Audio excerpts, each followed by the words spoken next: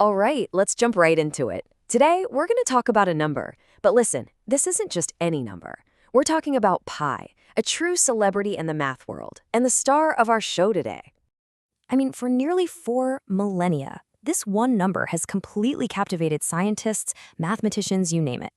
So you see, this isn't just a story about math. Oh no.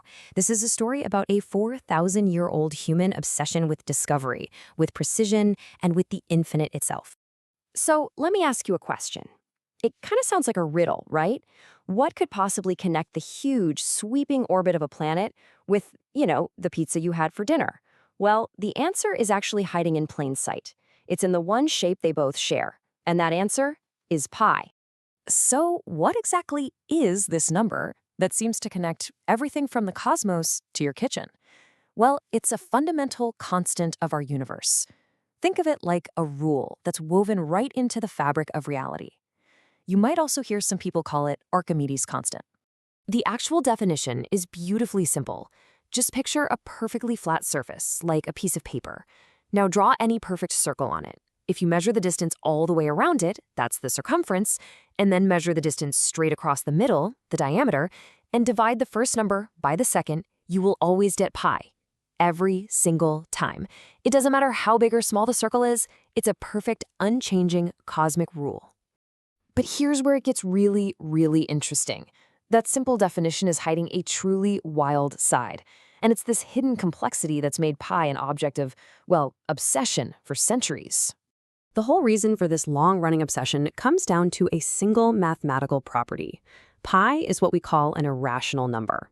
Now, that doesn't mean it's illogical or crazy. In math, irrational just means you can't write it out as a simple fraction, one whole number over another.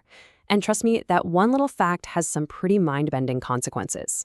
It means that the numbers after the decimal point just go on forever, and they never, ever fall into a repeating pattern. There's no end and no predictable loop. It's just this infinitely long, infinitely chaotic string of digits. And what's so fascinating is how we humans have tried to tame this infinite beast over the years. So our quest to figure out pi starts a long, long time ago. Let's hop in a time machine and travel back almost 4,000 years to ancient Egypt. What you're looking at here is the Rhind Papyrus. It's one of the oldest mathematical documents we've ever found. And on it, a scribe named Ahmes figured out a method for calculating the area of a circle.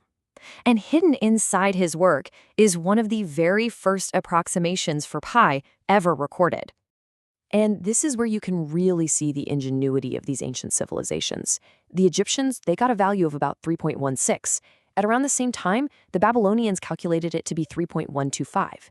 Just stop and think about that for a second. No computers, no calculators, just their minds. And they were off by less than 1%. That's an absolutely incredible testament to the human intellect. Now, for centuries after those first incredible attempts, progress kind of crawled. People were chipping away at the digits, one painstaking calculation at a time. But the next giant leap forward, that was going to take a while. Just look at this timeline. You can really see how long the story stalls out. So after the early approximations, the Greek genius Archimedes had a breakthrough around 250 BC. His idea was brilliant. He basically squeezed a circle between two polygons and just kept adding more and more sides. The closer the polygons got to the circle, the closer his number got to pi. It was pure genius, but it was so hard to do, it took nearly 1,700 years for someone to truly take his technique to the next level. And that someone was the Persian astronomer Jemshid Al-Kashi.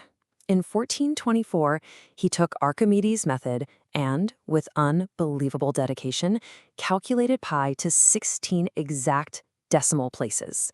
I mean, can you imagine the work that took? It was such a stunning achievement that it stayed the world record for almost 200 years. Al-Kashi's record really was a testament to what the human mind could do. But then the 20th century brought a whole new player to the game, the computer. And with it, the quest for pi just accelerated into hyperdrive. Even before computers completely took over, geniuses like the Indian mathematicians Srinivasa Ramanujan were already building the tools for this new era. He was this incredible, self-taught talent who came up with these amazingly powerful and elegant formulas for approximating pi. And here's the really incredible thing. Ramanujan's ideas are so good, so efficient, that they are still being used today. They are literally the engine inside the supercomputers calculating pi right now. His genius is basically baked into every single new world record. And those records, they've just become mind-boggling. Thanks to those formulas and an immense amount of computing power, the current world record was set by a Swiss team in August 2021. Get ready for this. 62.8 trillion digits. Yep, that's trillion with a T. So, with trillions of digits on the books, you might think, okay, we're done, right? Quest over. But the obsession with pi isn't just about calculation anymore. For some people, it's become something way, way more personal. Let me introduce you to the 1000 Club. It's a group for people who have managed the incredible feat of memorizing more than 1,000 digits of this infinite number. The current champion is a man named Hiroyuki Goto, and he has committed a staggering 42,195 digits to memory. Just wow. So you have to ask yourself, why? Why do it? What's the point? Well, as one enthusiast put it so beautifully, they do it, but for nothing, of course. It's not about being useful, it's about pure passion. They even have this clever little play on words. When you love, you count.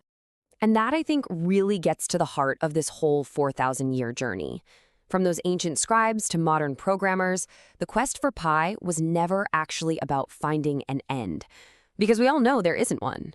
So it really makes you wonder, if we know we can never find the last digit, maybe what we're really searching for is the true limit of our own curiosity.